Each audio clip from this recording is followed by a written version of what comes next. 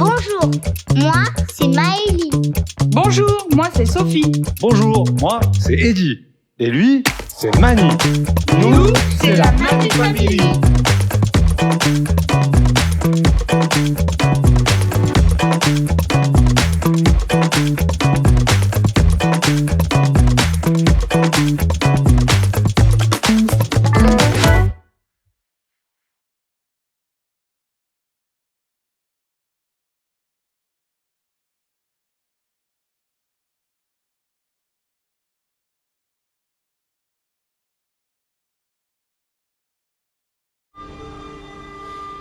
Yep, la famille, donc aujourd'hui on commence une nouvelle séquence. Alors il y a beaucoup de choses que je n'ai pas filmées, mais vous pouvez le voir derrière, on est donc sur le bloc cuisine de Mani. L'idée c'est d'avoir un plan de travail de 160 et d'y intégrer donc un lave-vaisselle, un four, plaque à induction et bien sûr un évier, un lavabo standard. Donc moi, comme vous le savez, je prends du non sur mesure et je l'adapte en sur mesure. Pour moi, les meilleurs meubles, entre guillemets, rapport qualité-prix, les façades de tout Mani sont faits donc avec des façades Ikea adaptées en sur mesure. Et donc il était naturel que je parte sur des caissons Ikea. Caisson Ikea, la marque Méthode de chez Ikea, vous retrouvez ça donc à 29 €. Le caisson en 60, donc il n'y a pas à tortiller comme on dit pour marcher droit. C'est qu'à un moment donné au niveau rapport qualité-prix, de toute façon c'est ce qui se fait de mieux. Donc par contre ce bloc de cuisine, je n'ai pas tout filmé parce que monter des meubles Ikea, vous savez tout faire, il suffit de suivre le plan. Par contre il y a des séquences que je vais vous mettre en avant parce que il y a aussi beaucoup de modifications sur ce bloc cuisine pour le faire sur mesure, puisqu'au final le standard dans un camion ça n'existe pas, et puis surtout suivant l'extroménager que vous allez choisir, forcément vous allez être obligé de faire des modifications. Donc la première modification qu'il va falloir faire déjà, c'est comme je l'ai fait sur tous les meubles de Mani, s'y intégrer donc les boutons poussoirs, ou en tout cas chez moi les boutons bateau pour respecter les normes VASP, et que bien sûr les tiroirs ou les portes ne s'ouvrent pas en roulant. Donc ça forcément c'est une création sur mesure, il va falloir mettre des arrêtoirs, des loquets, bien préciser tout ça pour que tout s'ouvre et se ferme tranquillement, et puis c'est pas adapté, donc il faut créer et fabriquer tous les profils d'adaptation. Donc il y a d'autres choses que je voulais vous montrer, puisque là on va rentrer dans les sections sur mesure. Alors il y a des choses que j'ai pas filmées parce que des fois j'y pense pas, et puis vous le savez, mes vidéos sont plutôt très longues. Je suis sur des vidéos quand même techniques qui peuvent durer 1 heure, 1 heure et quart, et bon, à un moment donné ça saoule les gens, donc ça sert à rien de faire des vidéos si elles sont pas vues et si le partage n'est pas utilisé. Donc ce que je vais vous montrer aujourd'hui, c'est que, donc comme je vous ai dit, moi j'ai un four, un lave-vaisselle, donc il fallait déjà intégrer ça dans le VASP. Donc le four, j'y mettrai le jour où je passe en VASP un petit loquet transparent, et puis voilà, ça passera. Par contre le lave-vaisselle, et je sais qu'il ne s'ouvrira pas en roulant, en tout cas il y a peu de chance, je pourrais y rajouter un loquet, mais le lave-vaisselle, j'avais le choix, soit sur un lave-vaisselle qu'on va dire totalement encastrable. Le problème d'un lave-vaisselle encastrable, c'est qu'on va se retrouver de toute façon avec les normes VASP qu'on ne pourra pas respecter, parce que c'est très compliqué, si vous voulez, sur un lave-vaisselle encastrable, de venir y trouver l'espace nécessaire avec les coulisses d'ouverture, les compas, de pouvoir y mettre le loquet. Ça vient en contrainte avec la porte, etc. Donc j'étais parti dans ma tête de me dire je vais mettre ce qu'on appelle un intégrable ou en pose libre. Et un intégrable, souvent quand vous achetez un lave-vaisselle 12 couverts en intégrable, il fait 58,5. Vous pouvez mettre des profils de finition pour arriver à fleur sur le meuble, et il arrive à fleur de porte, ça fonctionne. Sauf que là, encore une fois, pour les normes VASP, mettre un loquet dessus, etc., c'est pas joli. Aller acheter un loquet en plastique sur AliExpress ou Amazon, c'est pas joli. Donc je me suis dit, je vais partir donc sur un intégrable, mais que je vais mettre dans une niche. Comme ça je vais pouvoir le verrouiller avec une porte, et donc les fameux boutons bateau. Alors là j'ai rencontré un problème, c'est que le lave-vaisselle encastrable, enfin intégrable, intégrable, excusez-moi, parce que c'est pas un encastrable justement. Donc le lave-vaisselle intégrable 6 couverts que moi j'ai acheté, qui est un Bosch. Donc comme tous, il fait 55 de large. Et là on s'est retrouvé avec un piège que je vais vous montrer, c'est que quand vous le mettez dans la niche, il venait tout simplement en contrainte avec les pommelles, c'est-à-dire avec les charnières. C'est-à-dire quand on ouvrait le lave-vaisselle, il venait embuter ici. il venait embuter ici, et donc, alors il passait, hein, il rentrait ici, pas de problème, mais il venait embuter, et donc on ne pouvait pas ouvrir la porte, et ça, c'était pas possible. Donc j'ai réfléchi, et puis ben, j'ai trouvé une solution hein, qui est aussi bête que ça, hein. Comme vous le savez, dans l'atelier, j'ai une CNC disponible. Donc ce que j'ai fait, c'est que j'ai fait défoncer tout le meuble sur 8 mm de profondeur pour pouvoir y intégrer et décaler le lave-vaisselle. Le lave-vaisselle, vous le verrez, je vous montrerai, il rentre en profondeur, ce qui va me laisser la possibilité de venir mettre un loquet. Et ce que je vais faire de toute façon, c'est que le loquet, je vais le mettre en hauteur pour avoir quand même une certaine harmonie au niveau des meubles, parce que le reste, ce sont des tiroirs qui auront donc les loquets en haut. Et donc au moins le loquet ici nous permettra d'ouvrir la porte et accéder au lave-vaisselle, le fermer, le verrouiller, et on sera en norme basse, quoi. Donc les modifications qui ont été faites sur cette cuisine, ben, principalement c'est ça. Le reste, ça reste, comme je vous l'ai dit, des caissons de cuisine méthode, rien de spécial. Ici on va retrouver donc un tiroir lambda pour les couverts avec un faux tiroir caché au-dessous du lavabo, un casserolier en 40. En dessous ici on se retrouve avec un grand casserolier aussi en 40. Donc les modifications sur mesure, elles sont là. Et il y en a une autre, c'est que moi j'ai choisi donc un four Bosch combiné micro-ondes de 45. Sauf que ben, le problème, c'est que chez Ikea, les portes de tiroirs n'existent pas en 30 et elles existent en 40. Et donc ben, ça vient en confrontation avec le four, d'autant plus que le four ici, on va retrouver la plaque vitraux qui vient, il faut laisser un espace entre les deux pour respirer. Donc ici vous le verrez, j'ai une grille d'aération, et donc ben, on arrive ici avec un espace de 34. Donc j'ai le choix, j'avais le choix, hein, c'est soit j'achète une porte en 30 de chez Ikea, donc une porte simple avec les trous de charnière, et puis ben, je la modifie. Soit ben, je pars sur un tiroir où j'ai déjà les pré-trous Ikea, et donc je m'emmerde moins, on va dire, à assembler le tiroir. Et à ce moment-là, ben, je le coupe, hein, parce que ici j'ai 34, donc j'ai déligné le tiroir. Vous pouvez voir ici la coupe. Donc pour voilà, donc voilà une coupe propre, fine. Si je vous montre la façade, alors là je peux pas, j'ai le truc qui vient, hop.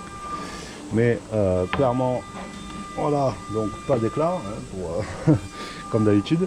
Donc on va venir ici la poser en façade. Elle vient pile poil à 5 mm du four, donc ça fait quelque chose de propre. Donc la première modification sur mesure ici et ici. Et la troisième modification sur mesure, c'est qu'ici vous allez voir que j'ai donc mon évier qui vient en profondeur. J'ai fait un évier plutôt profond, et donc ben, il va falloir découper ce tiroir pour laisser passer l'évacuation, bien sûr. Et ici, ben, je ne veux pas un bandeau simple, parce que, encore une fois, dans un camion ménager, l'objectif c'est d'optimiser les rangements, je ne vais pas vous l'apprendre, et donc les moindres 20 cm que vous pouvez gagner, gardez-les. Donc ici, on va faire une modif avec une tablette qui est déjà découpée ici, où on va venir poser des charnières, et donc l'ajout qui est réservé, enfin la façade de tiroir qui était réservée ici, je vais la faire basculer pour venir faire des rangements, éponge, produits vaisselle, etc., claque, un loquet. Du coup ici on aura tous les loquets tiroirs au même endroit, et c'est pour ça que là-bas j'ai changé voilà, d'objectif, et ce que j'ai fait c'est que je vais ici mettre le loquet tiroir, ce qui veut dire qu'on aura tous les loquets en partie centrale des portes. On aura quand même quelque chose d'esthétique. Voilà, donc là aussi une petite modif, hein, vous le voyez, à la base ça c'était une porte de tiroir. Je ne me suis pas fait chier à retourner chez Ikea par rapport à cette mesure là, parce que je l'ai décidé au dernier moment, c'est l'implantation de la cuisine. J'ai dû donc modifier quelques plans et faire avec ce que j'avais en termes de porte déjà prévu sur mon logiciel 3D SketchUp. Donc j'ai pris en gros le tiroir en 40 qui était prévu notamment ici, pour venir ben, à un moment donné ben, le couper. J'ai fait mes entraxes, hein, avec mon gabarit, et j'y ai posé des charnières. Ici on viendra boucher les trous, et voilà. Donc c'est pareil ici, hein, comme je vous ai dit, voilà, j'ai pris ce que j'avais. Donc j'avais déjà aussi, encore une fois, un tiroir en 40. Je vais pas aller me faire chier à aller acheter un autre tiroir en 30 et y mettre un bandeau. Je prends mon tiroir, je le coupe, on essaye de pas faire d'éclat, et puis c'est propre. Donc un petit focus donc sur le plan de travail. Donc le plan de travail, ici vous voyez on a le trou qu'on a fait à la CNC hier. Donc ça pareil, je ne vais pas le filmer, hein, faire des trous dans un plan de travail, rien d'exceptionnel, sauf qu'ici on l'a fait à la CNC. Donc le trou de l'évier, donc ici moi j'ai travaillé au silicone pour isoler bien sûr tout le mélaminé pour pas que ça prenne l'eau. Ici on va retrouver donc la plaque vitrocéramique qui est bien centrée par rapport au four. Et donc ce plan de travail c'est quoi? Donc ce plan de travail, je vais en parler parce que c'est vraiment quelque chose que j'ai découvert et que je voudrais partager. Alors après, je ne suis pas super satisfait de la finition et je ne suis pas super satisfait aussi des délais qu'ils ont mis à me livrer. Après, j'ai eu plusieurs fois le patron au téléphone, il s'en est excusé, c'est affaire réglée. D'ailleurs, voilà, il est abordable, j'ai son portable, il n'y a pas de problème, mais on a eu des petits soucis qui fait que la fabrication elle a pris 3 mois alors que normalement j'aurais dû l'avoir peut-être en 1 mois. Donc les ouvriers ont mal travaillé, le patron a voulu refaire lui-même le plan de travail, on a pris beaucoup de retard. Bon, donc acte, il est là. Maintenant, je pense que cette entreprise, il faut qu'elle règle un peu certains trucs, mais sinon le produit, franchement, c'est une super idée qu'ils ont eue. Et honnêtement, moi je trouve que pour un camion aménagé, c'est vraiment une solution vraiment ultime. Donc ça c'est quoi? C'est de l'ardoise. Donc c'est tout simplement de la feuille de pierre. Donc vous allez sur internet, vous regardez, alors moi je l'ai pris chez les ardoisiers, Flexipierre, vous allez voir, ils font des plans de travail pressés à vide. Donc en gros c'est de la feuille de pierre qui est plaquée, vous le voyez, sur un aggloméré de 30 cm. Et donc il m'a fait les champs, les 2 champs dont j'avais besoin, les autres côtés ne sont pas chantés, il n'y a pas besoin, parce que là on est contre les meubles. Mais vous voyez donc l'épaisseur de la feuille de pierre qui est ici, donc là en fait c'est de la pierre coupée à 1 mm où voilà, on voit l'épaisseur là, 1,5 mm d'épaisseur, collée, pressée à vide. Donc pareil au niveau des champs. Et donc on a l'esthétique, la finition et les propriétés mécaniques de la pierre. C'est-à-dire qu'ici vous pouvez poser un plat à 180 degrés. Il suffit de la traiter et de la huiler pour qu'elle soit j'ai plus le mot, hydrofibre, je sais plus, je vais pas vous dire de conneries, le mot ne me vient pas, hydrofuge, voilà, excusez-moi, voilà, donc il suffit de la traiter et de la huiler tous les 2-3 ans, ça reste de l'ardoise comme on a à la maison, du granit ou autre, donc c'est de la pierre, et donc on a un rendu magnifique, voilà, clairement, je sais pas si on voit bien avec la lumière, mais avec vraiment les aspérités et les dessins de la pierre, et donc on a de la pierre sur de l'agglo. Donc on va avoir les propriétés mécaniques d'utilisation de la pierre, l'esthétique de la pierre, tout en ayant finalement de l'agglo et donc pas quelque chose qui pèse 250 kg dans un camion. Voilà, et quelque chose qui va aussi accepter les vibrations parce que finalement la feuille de pierre, quand elle est coupée à 1,5 mm, elle accepte une certaine ondulation. D'ailleurs, ils le disent sur leur site, on peut même faire certains arrondis avec. Donc ce qui veut dire que là, au niveau des vibrations 4x4 off-road, on est sur un produit qui répond aux propriétés mécaniques voilà, dont on a besoin. On a une esthétique de la pierre, une finition de la pierre, tout en ayant le poids de l'aggloméré. Donc là, je peux vous dire que j'ai trouvé le produit ultime qui répond au off-road et surtout après à la vie en camion où voilà, il arrive des fois qu'un plan de travail en bois ou autre, on l'abîme rapidement parce qu'on pose un truc chaud, on y met de l'eau, etc. Donc voilà, c'est cool. Feuille de pierre, donc Flexipierre, les ardoisiers. Si vous devez commander chez eux, n'hésitez pas à dire que vous venez de ma part et que vous souhaitez avoir un délai plus court. Donc le patron, je le connais maintenant, c'est pas grave, c'est fait. On a discuté plusieurs fois. Moi je suis chef d'entreprise, j'accompagne des chefs d'entreprise. Je sais ce que c'est la galère d'avoir une entreprise et que les erreurs peuvent arriver, les problèmes, on n'est pas magicien. On peut tous faire des fois des choses sans s'en rendre compte et faire des erreurs, ça peut arriver, les ouvriers peuvent aussi des fois pas faire leur travail et ça peut arriver, donc pas de souci. L'important quand on a une entreprise, d'accord, c'est de jamais abandonner un client et de toujours lui trouver une solution, parce qu'un client mécontent, si on lui trouve une solution, si on l'accompagne, si on s'explique, si on fait si on joue la transparence, la proximité et qu'on se bat pour trouver une solution, finalement ça crée un client satisfait. Donc moi à la fin je suis satisfait, voilà. Il y a eu 3 mois de délai, j'étais énervé, on en a discuté, mais il a trouvé la solution, il s'est bougé le cul, il s'est excusé et voilà, il a mis la main à la pâte, il a refabriqué lui-même le plan de travail, il me l'a envoyé une fois qu'il l'a fabriqué sous 15 jours. Donc bon voilà, entre temps ce que je veux vous dire quand même c'est qu'il y a eu les vacances d'été, donc forcément au mois d'août la France elle est fermée, donc peut-être que l'histoire elle aurait duré que 2 mois s'il n'y avait pas eu ces vacances d'été. Bon, petit aparté fait, voilà, je suis très content du produit, visuellement voilà, ça fonctionne. Du coup, vous verrez que dans Magny, il y en a un deuxième. Donc voilà au niveau clairement de la cuisine. Donc là moi je vais continuer l'assemblage du bloc cuisine. Vous allez voir qu'au niveau du lave-vaisselle, vous allez voir au niveau du four, de la plaque, tout ça, comment je vais implanter ça. Et puis après on reverra quand on fera l'aménagement de Manny, toute l'implantation électrique, les câbles et les sections, tout ça pour alimenter tout ça, comment ça marche. La famille, bon ça y est, on a bien avancé sur la cuisine, on va dire qu'elle est pratiquement terminée. Clairement, quand même pas mal de boulot pour rendre sur mesure donc une cuisine de base Ikea. Donc voilà, on a beaucoup travaillé, donc notamment sur le meuble du lave-vaisselle. On a modifié toutes les tailles de tiroirs, on a modifié des fonds de tiroirs pour avoir un maximum de rangement et optimiser quelque part par exemple le sous-évier. Voilà, parce que le moindre centimètre carré dans un camion, il faut l'optimiser, donc découpe des tiroirs, etc., etc. Il me reste quelques finitions à faire et poser les poignées, mais je vais quand même pouvoir vous montrer où on en est maintenant. Donc, voilà la cuisine de Manny. Clairement, voilà, donc on se retrouve avec le four en partie centrale. Donc une plaque vitro-céramique, donc ce qu'on appelle vulgairement un domino, mais duo, hein, c'est-à-dire avec deux feux, donc ce qui me permet de partir sur du 16 ampères en électricité plutôt que du 32, et puis de pas trop tirer quand même sur les quattros. Bon, à terme, si j'aurais pu mettre une plaque de 4, mais de toute façon, je vais tirer le câblage en 32 ampères. Donc voilà, le petit évier est bien posé, donc avec le robinet principal. Le robinet d'arrivée d'eau potable, hein, là où encore une fois on passe deux fois dans les lampes UV, puis lui il aura un filtre en dessous, donc réservé spécifiquement pour l'eau de boisson. Donc voilà le fameux plan de travail en feuille de pierre.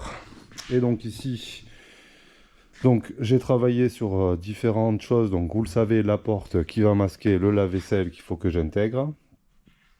Ici donc on va se retrouver avec donc un grand casserolier, donc ça c'est plutôt cool. Voilà, donc un beau four Bosch, voilà, comme la plaque vitro, hein. Moi, j'aime bien cette marque, donc voilà, du Bosch. Ici encore une fois un grand casserolier qui prend sa place, voilà, ce qui va vraiment permettre d'avoir beaucoup de rangement. Et donc ici c'est là où alors c'est un peu chiant à attraper parce que je n'ai pas les poignées. Alors, attendez, je vais vous basculer dessus. Voilà. Donc c'est ici où j'ai modifié un tiroir, clairement une découpe, etc. Donc là le fond de tiroir va venir. Donc ici j'ai fabriqué un fond de tiroir sur mesure qui était en peinture que j'ai. Voilà, donc j'ai coupé toute la partie acier. Donc pour venir à fleur du tiroir, de l'évier, hein, tout simplement. Et donc de la bonde aussi. Donc ce qui va quand même nous permettre d'avoir un petit rangement ici, caché entre guillemets dans ce tiroir. Donc ici on va avoir un second tiroir avec justement un tiroir caché aussi, donc qui a été découpé aussi pour pouvoir laisser passer les évacuations. Voilà, donc tout ça pour les couverts, ça va être cool. Hop, voilà, petit freinage.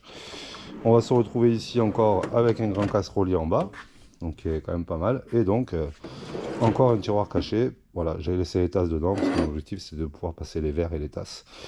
Donc on a quand même, voilà, faut le dire, pas mal de rangement dans ce petit meuble en 160. Je suis plutôt satisfait au final, voilà, de ce que ça donne, hein.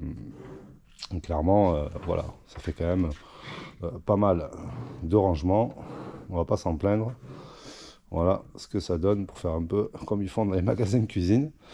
Voilà, donc un grand casserolier, hein, ici, et donc encore un grand casserolier ici. Donc, alors, attendez, hop. Voilà, ça rend quand même pas mal de rangement. Donc un beau four micro-ondes, donc combiné micro-ondes four, donc toujours de la marque Bosch.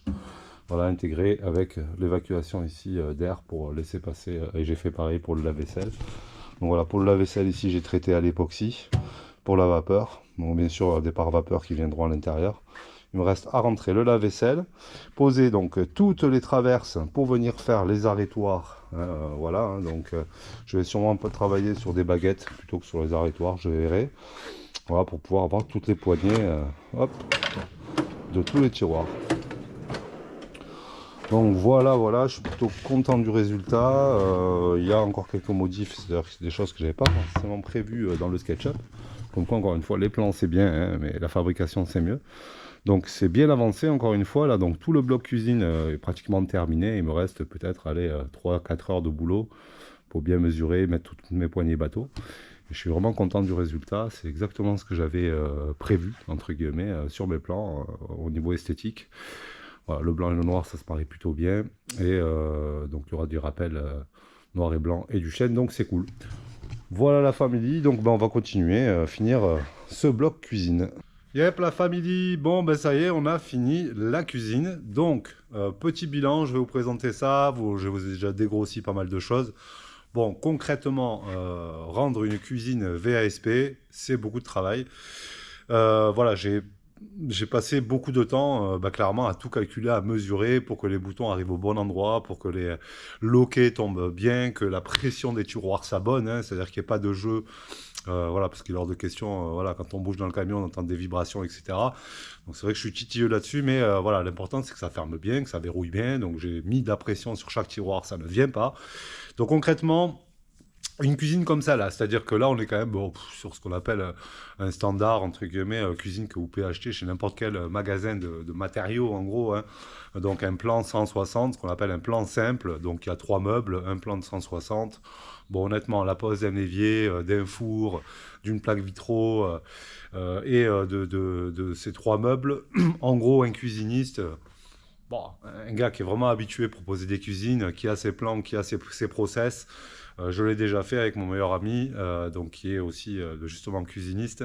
Des plans comme ça, en gros, chacun, on a bêté un en, allez, 4 heures. Voilà, quand on n'avait vraiment pas de problématique de découpe sur les plans de travail, etc.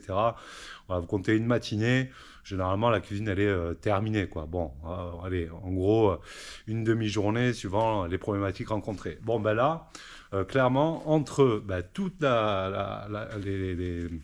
les choses à réaliser sur mesure, concrètement, là, on est plutôt à 3 jours et demi. J'ai 3 jours et demi parce que c'est exactement le temps que j'ai mis, moi, pour arriver à la finir totalement.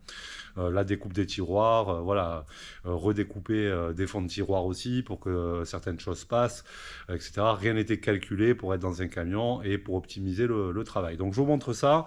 Donc la cuisine est terminée. Donc voilà, hein, les boutons sont tous posés, ils verrouillent tous les arrêtoirs sont en place. Il me reste un petit détail à faire, mais c'est franchement pas grand chose que je ferai le jour de l'installation. Donc voilà, en gros, toutes les modifications sur mesure, il y en a eu pas mal.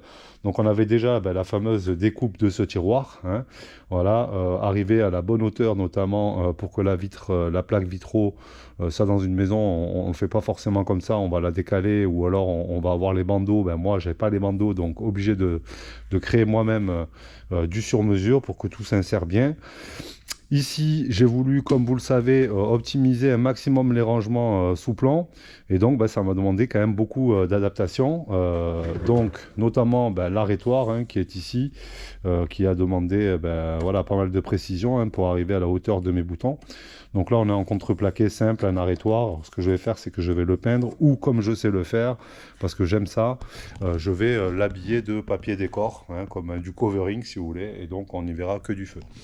Donc première modification de ce tiroir, hein, où il a fallu découper toute la partie acier du tiroir pour qu'il s'insère sous l'évier, découper après, alors j'ai mis des protections, on ne sait jamais si on devait se couper, pour passer autour de la canalisation. Donc ça, généralement, quand vous achetez des tiroirs chez un cuisiniste, une cuisine sur mesure, c'est déjà fait d'usine. Voilà, donc là, il a fallu le créer.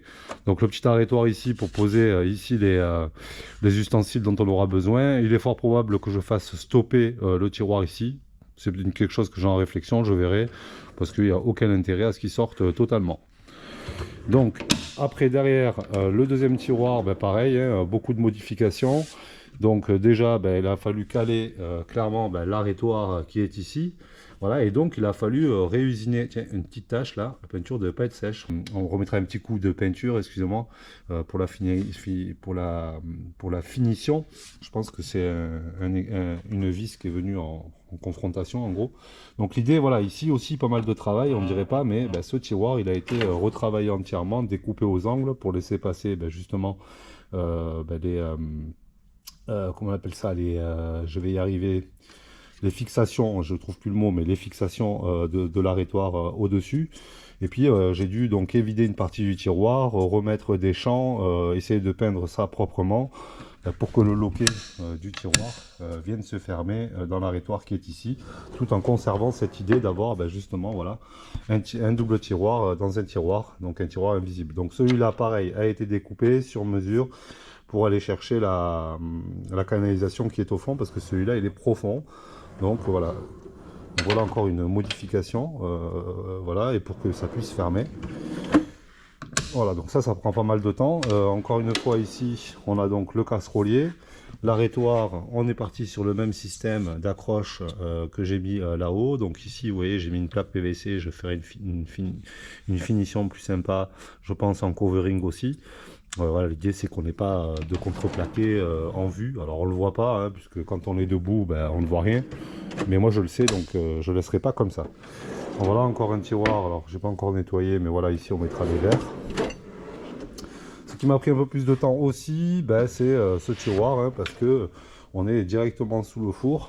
Donc là, ce que j'ai fait, c'est que j'ai pris une cornière, hein, en aluminium. Voilà, comme vous voyez, que j'ai voilà, fixé.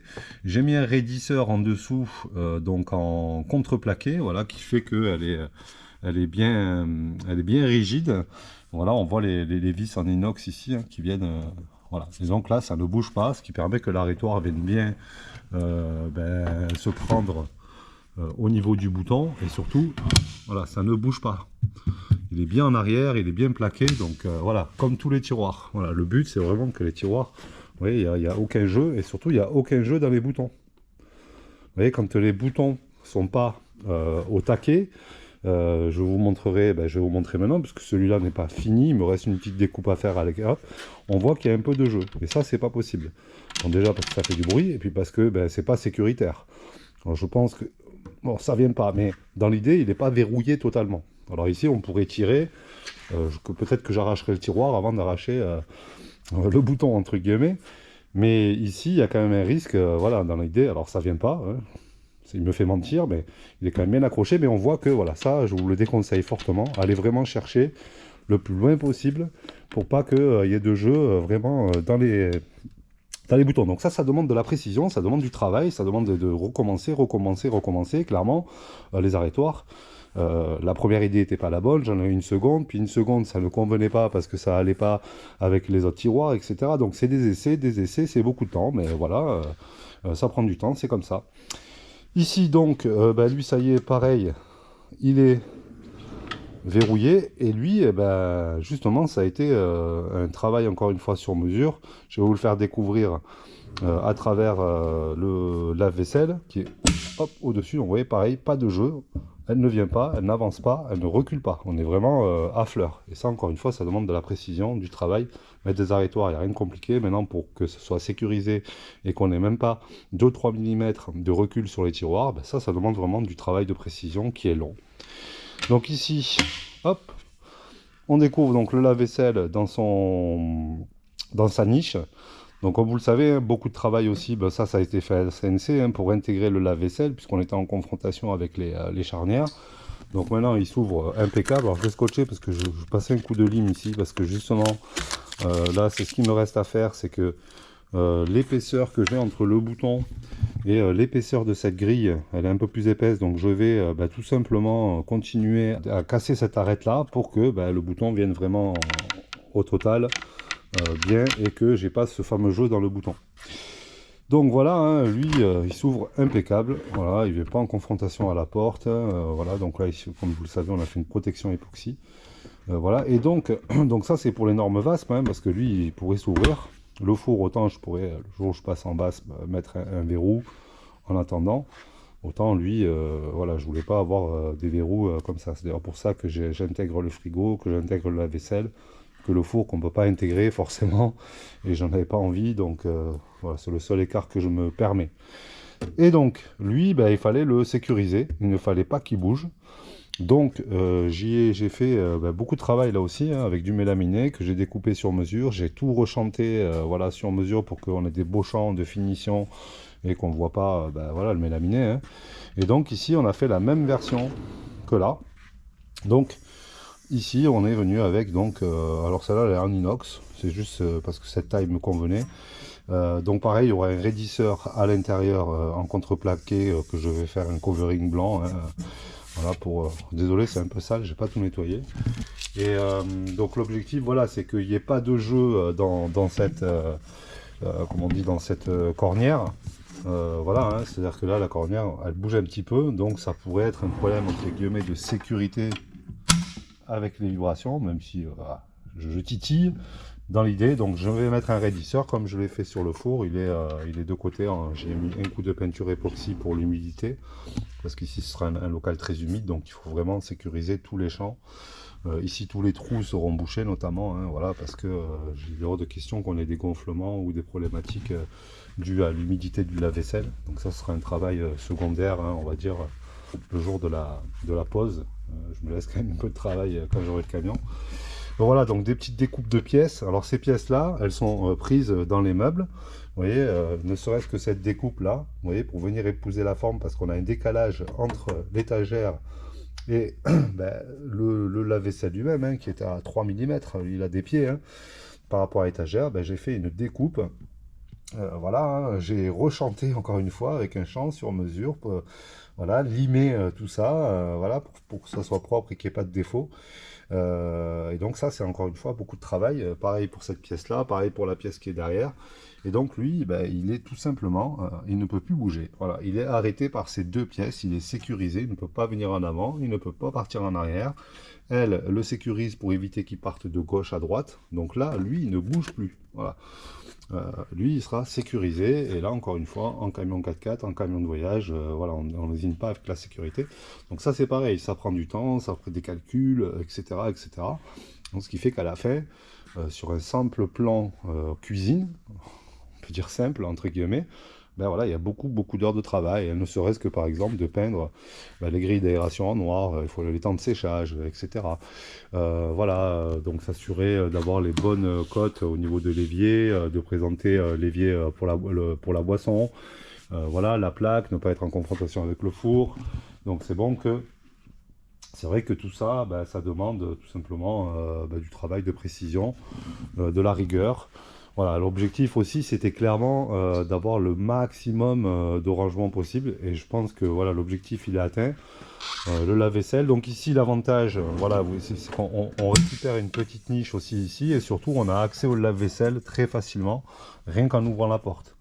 Donc voilà, si j'avais fermé ou fait autre chose, c'est pour ça qu'il est décalé. Mais je peux l'allumer, choisir les programmes, l'ouvrir. Voilà, on arrive pile poil. Donc ça c'est pareil, c'est du calcul, c'est de la mise en œuvre avant de monter les meubles, quoi. Donc voilà, tout ça, ça a demandé beaucoup de temps. Je suis plutôt content et satisfait du résultat.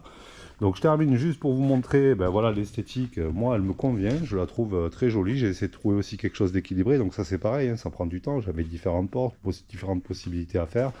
Voilà, donc on a deux meubles en 40 qui habillent et qui entourent ce tiroir-là qui lui est découpé sur mesure, hein, qui n'existe pas dans cette forme-là.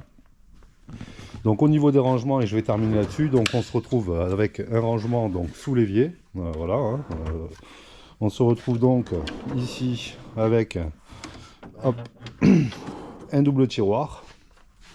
Donc voilà, on se retrouve quand même déjà avec beaucoup de tiroirs pour tous les ustensiles de cuisine.